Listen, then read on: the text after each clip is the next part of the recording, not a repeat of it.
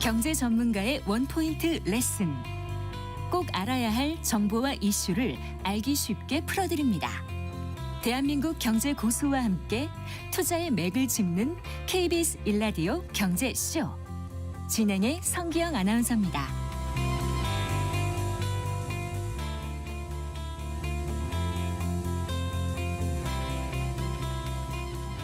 4시 9분입니다. 지난주 에이펙을 찾았던 존슨 황 엔비디아 CEO의 깐부 회동, 그리고 또 한국 정부와 기업에 GPU 25만 장을 공급하겠다고 한 존슨한 약속에 전 세계가 주목하고 있죠. 엔비디아 GPU는 뭐 장당 3만 4만 달러로 고가지만은 뭐 웃돈을 주고도 못 구하는 실정이다 보니까 이 세계 각국이 GPU 확보에 사활을 걸고 있다고 하죠. 이런 가운데 이제 우리 한국이 26만 장의 GPU를 확보하게 되면서 AI 경쟁에서 우위에 설 수 있는 그런 조건이 마련됐다고 하는데요. 자, 한국과 엔비디아의 동맹으로 달라질 국내 반도체 산업의 전망 자세히 살펴보겠습니다. 이주환 인더스트리 애널리스트 스튜디오에 모셨습니다. 반갑습니다. 네, 반갑습니다. 안녕하세요.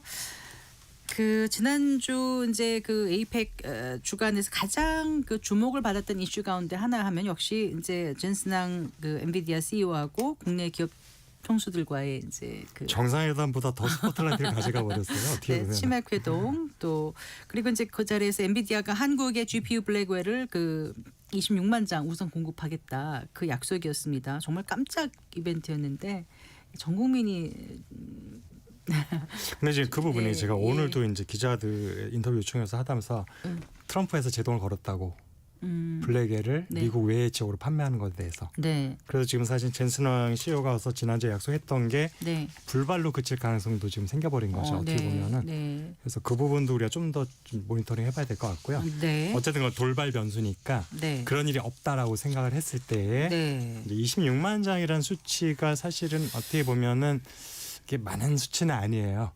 우리가 경쟁을 해야 되는 글로벌 기업들하고 비교를 해보면 네. 26만 장이 아마도 1년 한 번에 주는 게 아니고 현 정권 임기 중에 아마 나눠가지고 총액이라고 생각이 되면 네. 연간 약 5만 장 정도라고 예상이 되고 네. 그러면은 당장 중국의 뭐 텐센트나 화웨이 같은 기업, 메타나 아마존 같은 기업 얼마나 사고 있는가? 1년에 20만 장, 네. 5년이면 100만 장. 네. 근데 우리는 한 국가 총이 5년간 26만 장. 네. 비교 자체가 안 된다. 그렇긴 해도 이번이 이게 아니었으면 뭐 훨씬 더 그보다 못 미칠 수 있었으니까. 근데 그 부분도 저는 좀 다르게 생각해요. 아, 그래요? 지금 보면 최근에 엔비디아가 예. 없어도 못 파고 정말 갑오브 갑이냐라는 인식을 많이 갖고 있는데 최근 한 달 반 정도의 존슨왕의 행보를 보면 전혀 다른 모습을 우리가 지금 캐치할 수 있죠. 옛날 같은 거들떠보지도 않았던 작은 시장까지 직접 다니면서 세일즈를 하고 있다. 내년부터 이제 판매 성장률이 뚝 떨어질 거라는 거 이미 본인들도 알고 있는 거고 분석 결과가 네. 이렇게 나오고 있고요. 네. 그래서 지금 올해까지는 정말 완판되고 없어서 못 파는 상황이 맞을 수도 있지만 네. 내년 이후가 되면은 아마도 엔비디아 매출 증가율이 뚝 떨어질 가능성이 있어서 네. 이전에는 거들떠보지도 않았던 영국, 한국 같은 곳까지도 회장이 직접 와서 영업을 하고 해야지만 되는 상황이다라는 것을 저는 오히려 사실은 조금 강조하고 싶습니다. 그러면 왜 내년부터 매출이 뚝 떨어질 거라고 보시는 거예요? 매출이 감소하는 건 아니고요. 성장률이 이제 뚝 떨어진다는 성장, 네. 얘기인데 그거는 결국에는 현재 엔비디아 칩을 사주는 것들은 빅테크 기업이죠. 미국에 주로 우리가 만난 클라우드 서비스 업체들인데 전 세계 탑 8에 해당하는 클라우드 서비스 업체들이 거의 대부분의 사실 고객이 되는 건데 작년과 올해는 케이펙스 증가율, 설비 투자 금액이 전년 대비 한 60% 정도의 고성장을 하고 있었는데 네. 내년에도 아마 역사상 최대치를 기록할 거예요. 네. 5,200억 달러, 네. 약 700조 원 정도가 예상이 되는데 문제는 증가율이 20%라는 거죠. 60%를 2년 연속하다 내년에 20%가 된다는 얘기는 네. 3분의 1이 된다는 얘기라서 네. 엔비디아 같은 경우는 사실은 성장률이 굉장히 중요한 기업이거든요.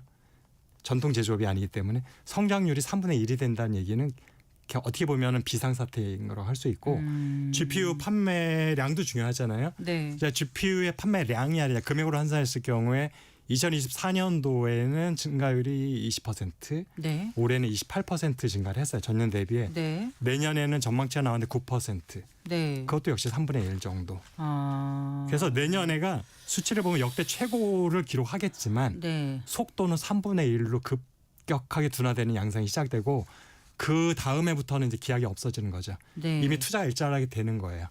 더 이상 이제 그렇게 대규모 투자를 할 일이 한 3년에서 5년 동안은 없을 가능성이 높아지는 거죠. 네. 왜냐하면 서버 교체 주기라는 게 5년에서 3년 사이거든요. 근데 내년이 되면 3년 동안 연속으로 한 거기 때문에 네. 일단 대부분의 교체가 끝났다고 저는 보고 있고 그럼 다음번 교체 시기까지는 캐즘이 올 수도 있는 거죠. 네. 근데 엔비디아가 사실 이렇게 세일즈에 공을 들이는 것도 사실은 무관하지 않을 것 같습니다. 아, 그러면 이렇게 막 환호할 만한 일은 아니었다라고 받아들이셨던 거예요? 그 보시면서? 그렇죠. 엔비디아가 지금 예. 어떻게 보면 굉장히 조급한 심정이구나라는 걸 볼 수 있고 네. 최근에 사실 한 달 전에 오픈 AI랑 체결한 MOU가 있잖아요. 네, 네. 뭐냐 하면은 내가 돈을 줄게.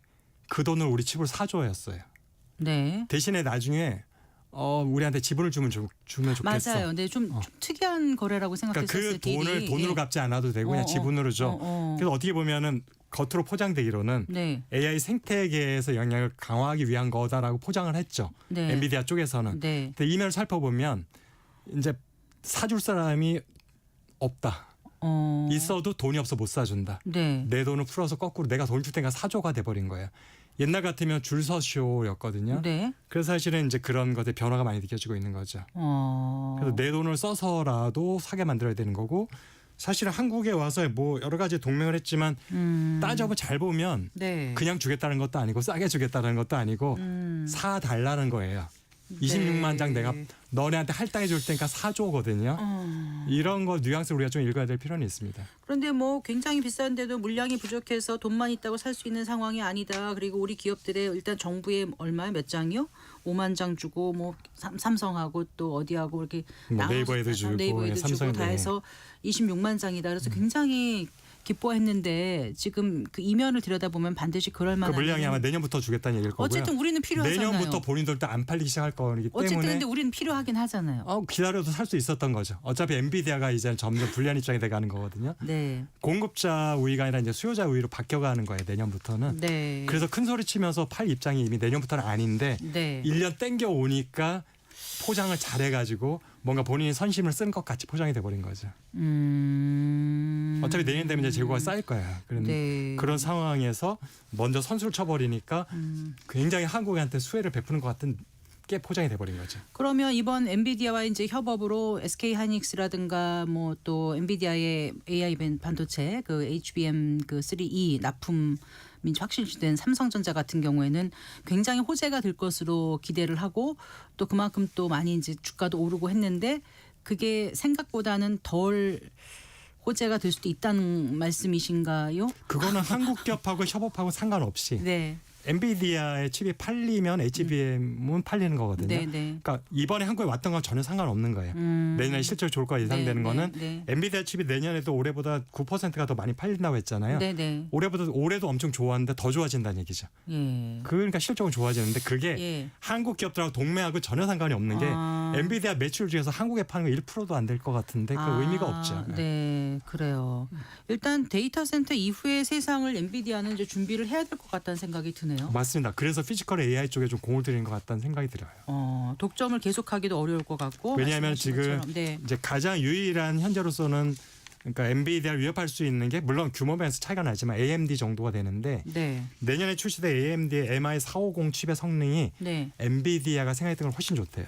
아, 그래요? 가격은 더 쌀 거고요. AMD의 그 CEO가 리사 수인가요? 맞습니다. 그러면 저기 엔비디아 다 대만계죠, 어떻게 보면. 하고 5천 관계라고 하던데. 다 맞습니다. 대만 패밀리들인 거죠. 예. 그래서 사실 전 세계 AI 칩 제조업체들은 대만 마피아가 사실은 장악하고 있는 거라 보시면 될 것 같아요. 네. 어떻게 이게 대만을 이렇게 이쪽 분야에서 우뚝 설 수 있었을까요?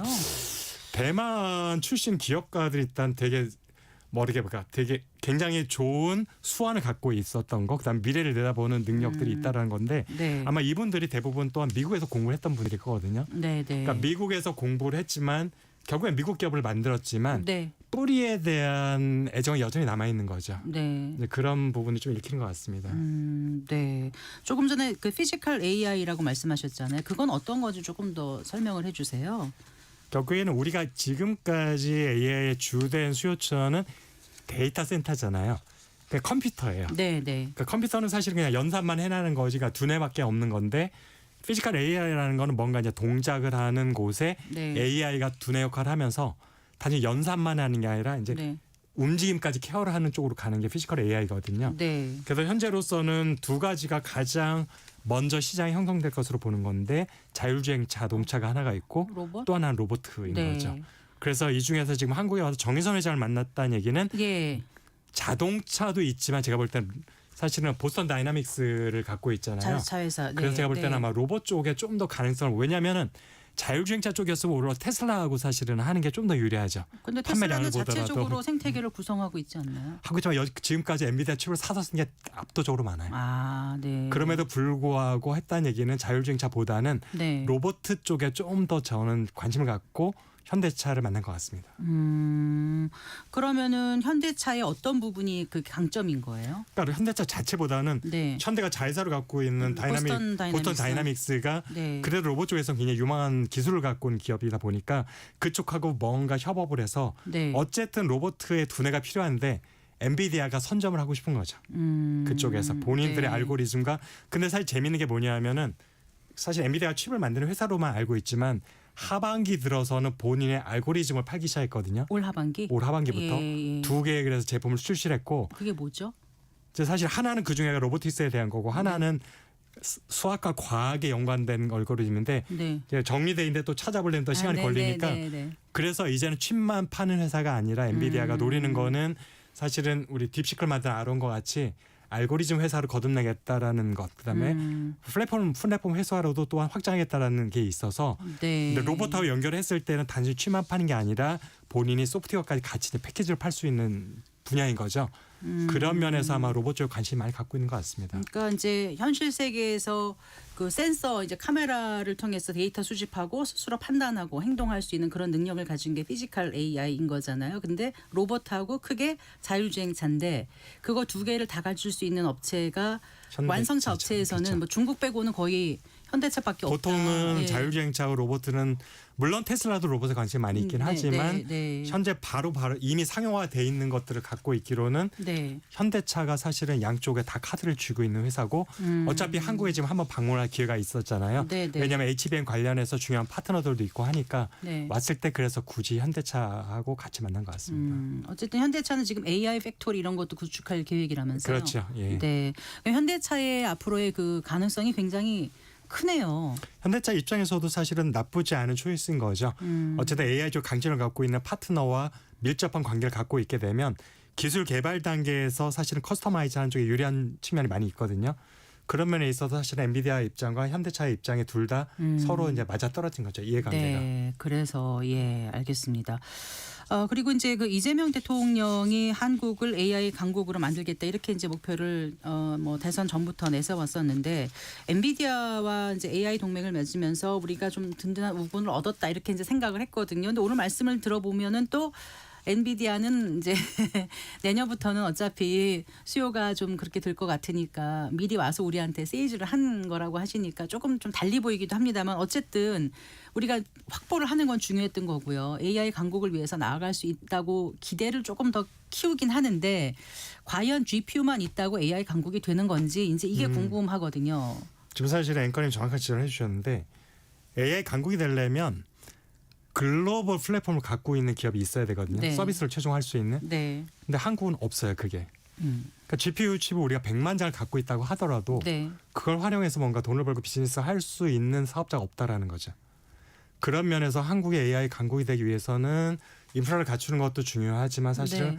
그 인프라를 활용해서 실제로 서비스를 제공할 수 있는 글로벌한 기업들이 나와야 되는데 네. 사실은 뭐 이번에 네이버도 사실은 같이 회동을 했지만 네이버의 규모는 사실은 도메스틱의 성격이 훨씬 강하잖아요. 네. 일본에 좀 있긴 하죠. 네. 어쨌든 라인이 있으니까 그런 면에 있어서 강국이 되려면은 소프트웨어 쪽에서 좀 더 플랫폼 업체 쪽에서도 글로벌 기업들이 좀 나와줘야 된다라는 생각을 하고 있습니다. 언어의 장벽도 있을까요? 그런 면에서. 언어의 장벽은 사실은 뭐 트랜슬레이션은 얼마든지 기술적으로 확인이 가능한 부분인데 네. 사업의 그 영향력이 그런 큰 네. 그러니까 우리 사업을 한국에서만 하는 게 아니라 글로벌에서 이미 포지셔닝을 어느 정도 잡고 있고 고객을 네. 확보하고 있는 기업이 있어야 되는 거예요. 컨텐츠로 하면 넷플릭스가 필요한데 네. 우리가 사실 국내에 많은 방송사가 있지만 해외로 나가서는 아무것도 할 수 있는 게 없잖아요. 사실은.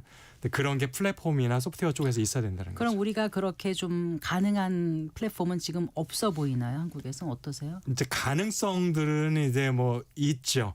현재 하고 있는 기업들이 좀 더 확장할 수 있으면 되는데 네. 현 시점에서 냉정하게 그만큼 영향력 있는 기업이 누가 있습니까를 물어보면 아직은 없는 게 솔직한 답변인 거죠. 근데 그 플랫폼을 만들어서 태동을 시켜가지고 키워나가는데 시간이 걸리기 때문에 지금 이제 다른 나라들이 앞서 나갈 때 우리가 AI 강국으로 간다는 게 그렇게 만만치는 않습니다.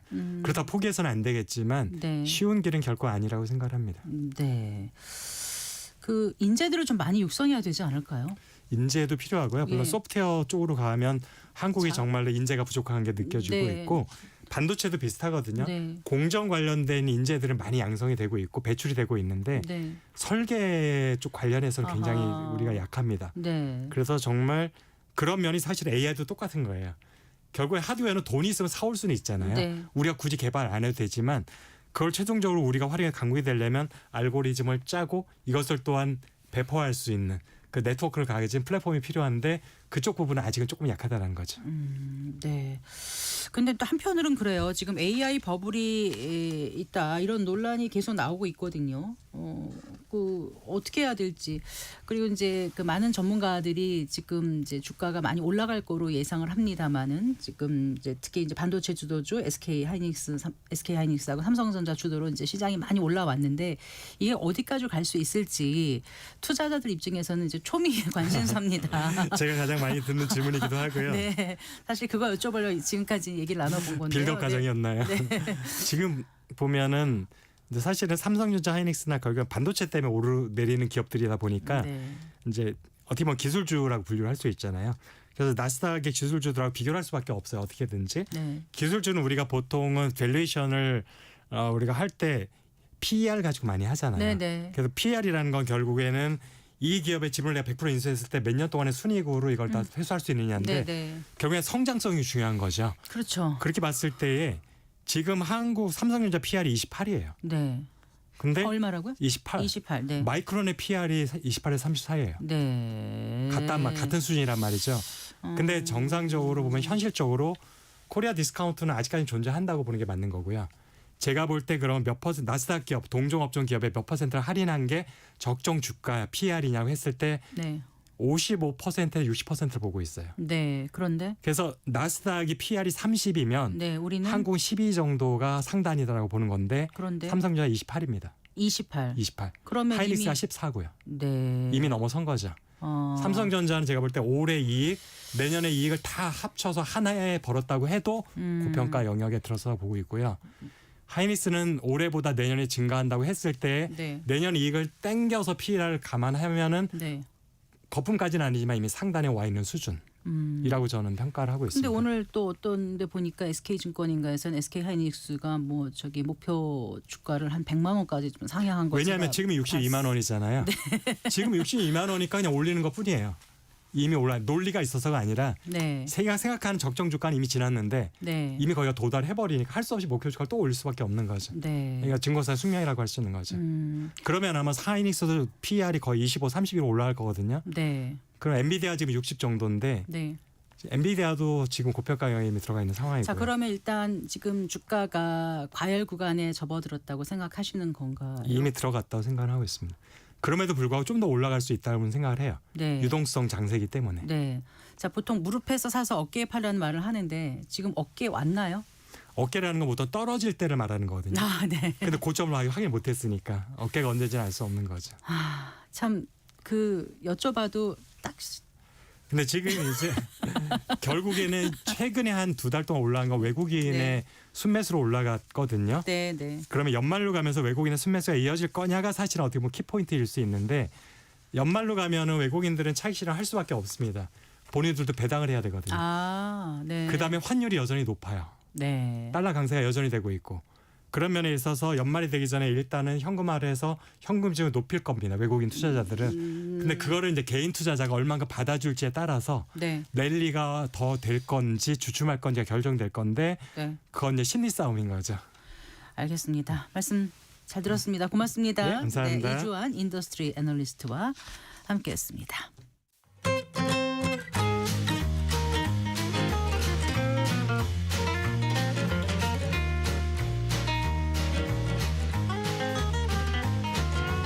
경제 맛집 투자 핫플.